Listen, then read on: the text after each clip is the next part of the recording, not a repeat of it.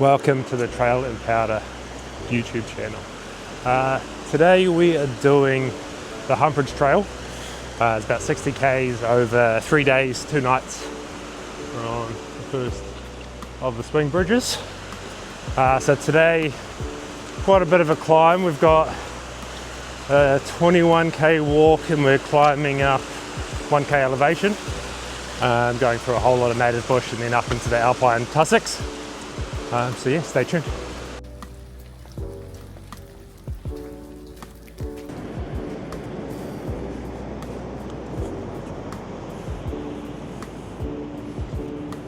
So the Hump Ridge Trail was first made in 2011. It only just became one of New Zealand's great hikes in 2024.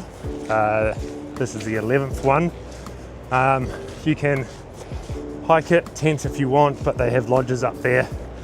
So we're doing it the slightly easier way and walking up, staying at the lodge. But obviously, we're still carrying our packs. You can pay a helicopter to fly all your stuff in, but where's the fun in that?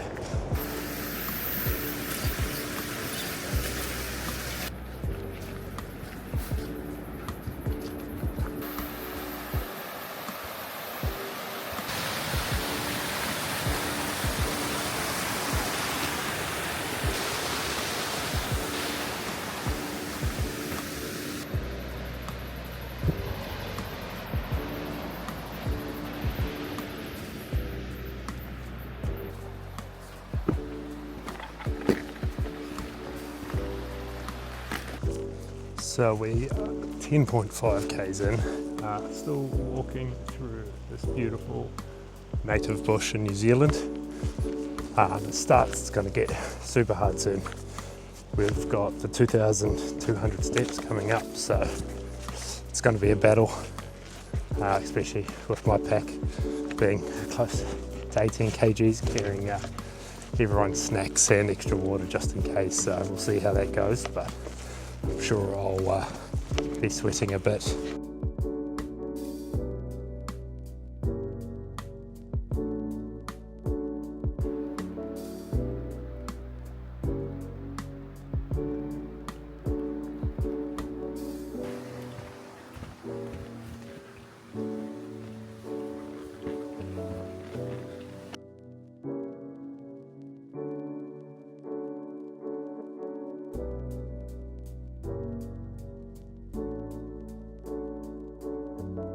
So it started the stairs. I thought the stairs started ages ago, they've only just started now.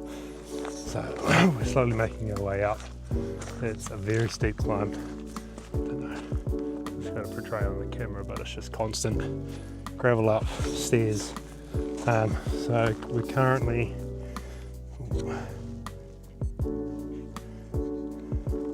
at 300 meters.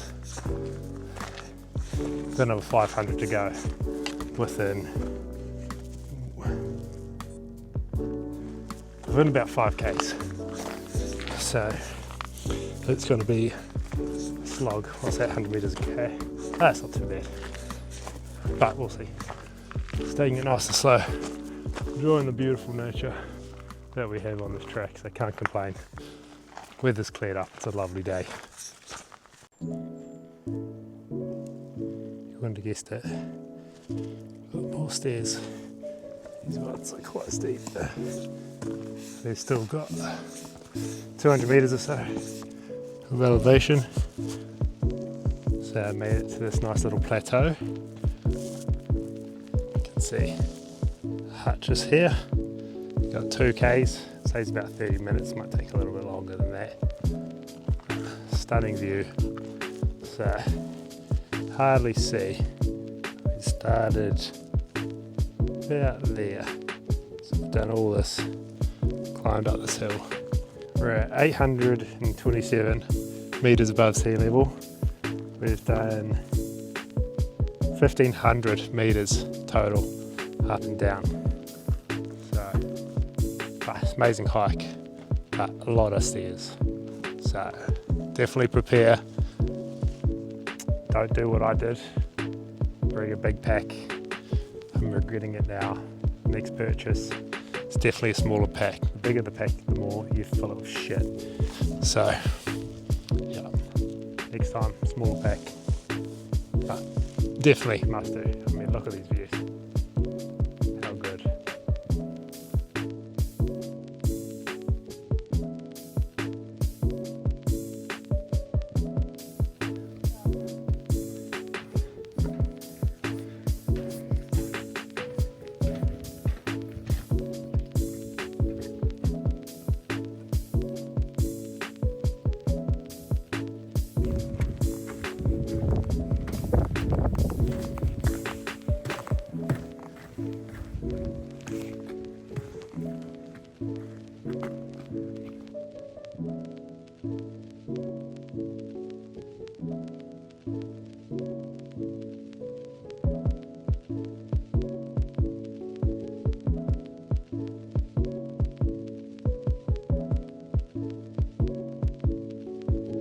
It is day 2.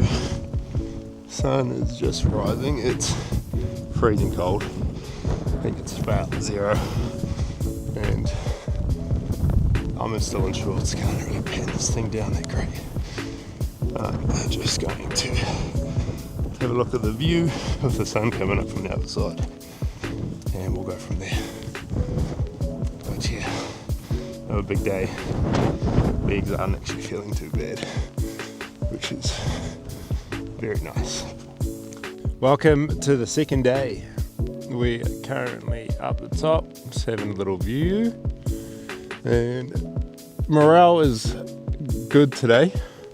We're going to start over there and then bugger off all the way down there and then back the other side. So another 21 k's today. Legs are feeling fine. And yeah, I mean, you can't complain with this view. It's amazing. It's windy as shit. It's about 0 degrees and I'm in shorts. Yeah, it's, there we go. It's not the best, but we'll make it work.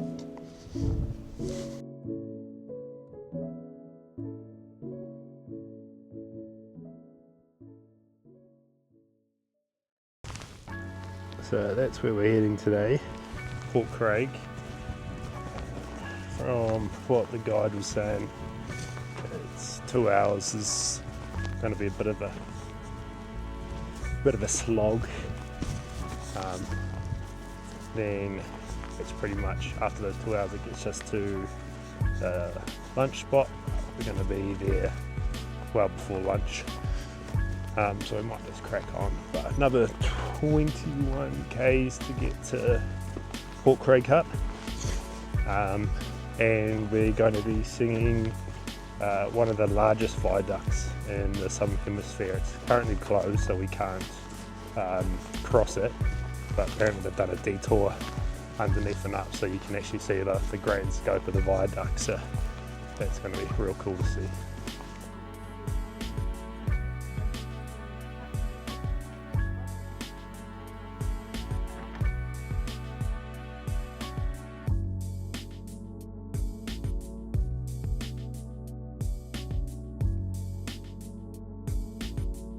Just when I thought the stairs had stopped yesterday, we're back up, stairway to heaven. We should be doing this for another K, and then I think we get to the lunch spot. Just got a toilet for the girls, and then it's all downhill from here. So last uphill push, and then we can have a nice cruisy downward slope. I think we're currently about 800 meters elevation, so we've got to drop to, I think it's around 100. So a lot of downhill over the next 18 k's or so. So a bit of snow up on the mountains, and then as we come across, you can see this little rock here. That's our lunch spot. There's a toilet just there, so literally hiking down this valley and all the way back up, and we'll stop there for lunch and then carry on. Don't know if you can see, there's a little bridge there, It's one of the viaducts. I don't know if that's one of the larger ones or not. I have to see when we get there. And then you can just see the hut sticking out. Probably can't really pick it up on camera, but still amazing views. So we've reached Lunch on Rock. So this is our last view of the scenic, because we're going to be cutting down into this bush down here. Bloody windy up here. So last little gaze around at the scenery, and then we've got the big climb down the bottom. So we're currently ripping down elevation at the moment. I mean, the hut that we stayed at last night was, I think it was around 1,000 meters. Currently we're sitting at 500, and it's only been a couple of hours. So very steep steps all the way down.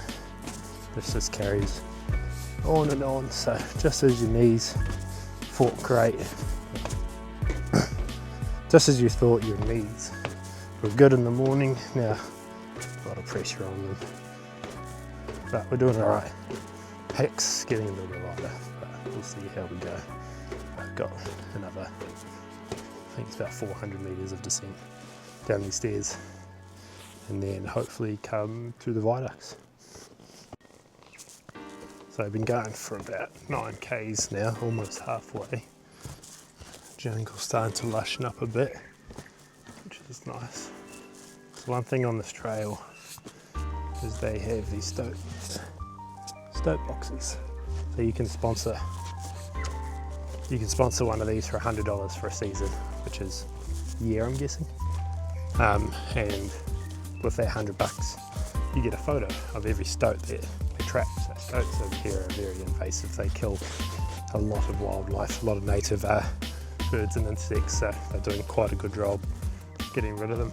They have 162 of those stoat boxes, and when you sponsor them, you can get your family name put on them, or your business name, and quite a few of them are named quite funny, like the Stotel, California, and the Empire Stoat Building. There's a few we've seen, which is quite good. Good to see it on the trail and have a bit of a laugh. So we're currently around 170 meters off sea level, and you can tell the forest has changed a lot. We've got a lot more native ferns, we've got a lot more pungas, a lot more bird life down here, so it's actually good to have a bit of a break from all the alpine tussock and whatnot, and actually start to hear a bit more wildlife. I'm slowly getting there. I think we've still got another 4 k's to the first viaduct.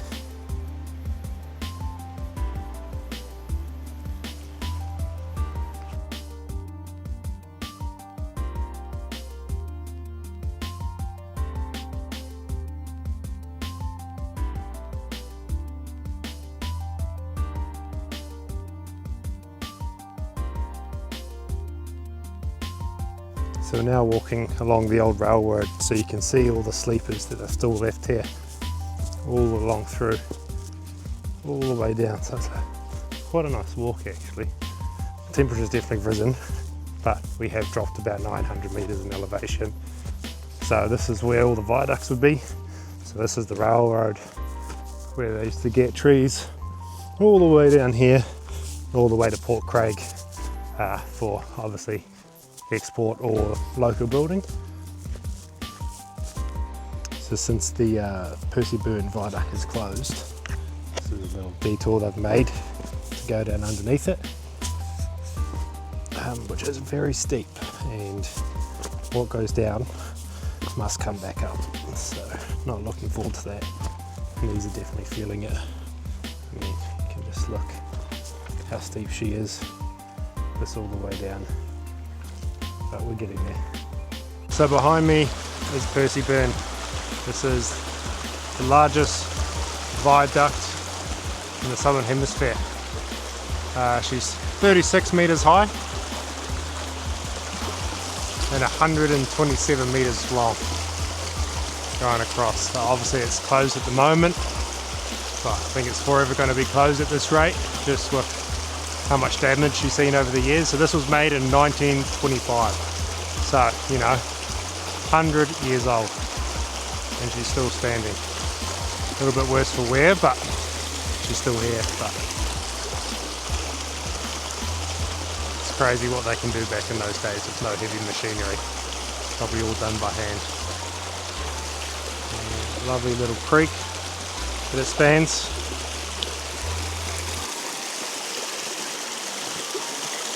So yeah, now going to climb all the way back up here, up the side of this cliff. We finally get to walk over one of the viaducts. You can see just the sheer size of these timber Australian hardwood. So this one's not closed, which is a bonus. Don't have to do a detour down the side of a booming bank, crossing this gully. Obviously the railway lines have been removed off this one. I'm sure there'll be a sign at the end telling us all about it, which I'll take a video of. Here we go, Sand Hill Viaduct, 60 metres long, 70 metres high. That was built in the 1970s, so a lot after the big one. Insert name here. It's about 13 k's into day 2. Still following the railway trail. Still see the odd sleeper underneath. But yeah, it's definitely starting to feel it in your body. Feet are starting to get sore. I mean, it's all flat. Shouldn't have anything to complain about, but yesterday was a bit of a slog. So I think we're all looking forward to getting to the hut tonight, and hopefully it's a nice, easy 20k walk out tomorrow. Then obviously I've got to drive everyone home, back up to Queenstown, which is a 2.5 hour drive, if we're lucky, no roadworks. But yeah, it's good to get out here, experience what New Zealand has to offer. So it's starting to clear up a bit. We're about 400 metres away from the hut. So it's opening up into a bit more of a swampy kind of ness. So we're coming up to Craig Port, where they used to ship all the logs out of this area, where they used to cut them down and send them God knows where. My legs are starting to get pretty sore now. My calves are on fire. Just gonna put my head down, push through the last little bit, just picture that beer in my hand.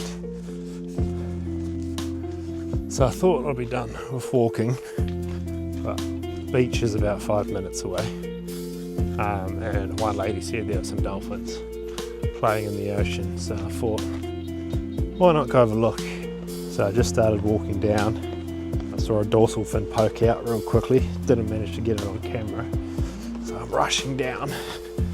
Hopefully I can get in there, and hopefully they're being friendly and come up to me.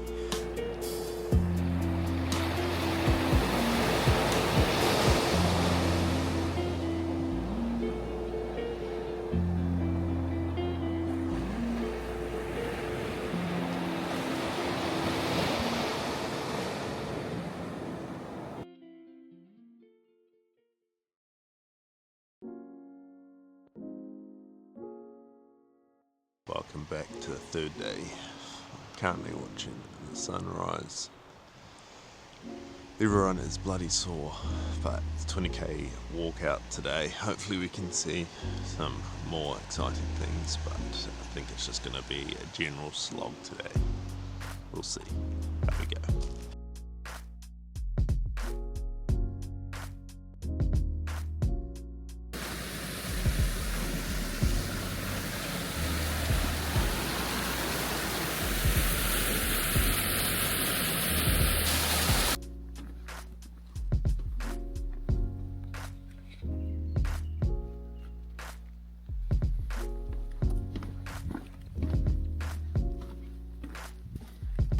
So we're about K out from halfway, 10 Ks. Nice little creek crossing out into the ocean. Stewart Island is out there, if you can see it on the horizon. Breakneck Creek. God, love these little bridges. having to get your feet wet. A massive slip, as we've come across quite a few fallen trees on this section of the track. But they do a pretty good job at maintaining the track and cutting them out. Mum's complaining that I've put enough fly ducks in, you got to go down now. I'm enjoying it a lot. I mean, let's look at that. Amazing. So we've got, ooh, wrong one. 4 hours to go.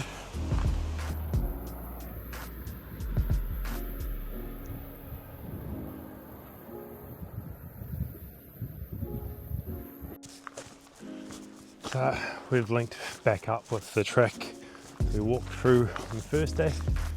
So I think it's about 9k walk out through this forest and then back on the beach as you saw what we came in. So one last little push, get to the truck, and she'll be done. Conquered the hump, or the hump conquered me, don't know. The hike is done, we've made it. So I ditched the girls after halfway, about 10k's, and just put my head down and decided just to put some pace into it and see how many calories I could burn. Yeah, I was passing people quite a bit, but I'm knackered now. Still have to drive the girls 2.5 hours back up to Queenstown, but amazing hike, would highly recommend. Yeah. So as you can see from the views and stuff, I mean, the camera doesn't do it justice. You've got to come out and give it a try. So I'd highly recommend doing the Hump Ridge